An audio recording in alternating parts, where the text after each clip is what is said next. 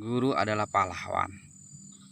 Guru yang mengajarkan kehidupan.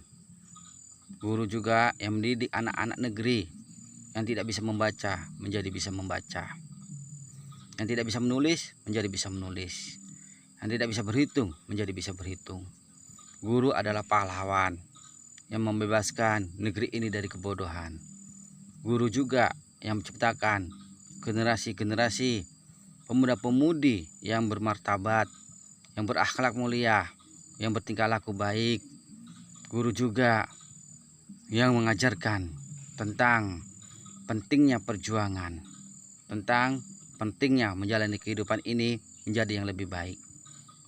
Jadi jangan pernah mengatakan guru adalah beban negara, karena gurulah pahlawan untuk negeri ini, untuk bangsa ini, untuk pemuda-pemudi sebagai penerus bangsa dan negara.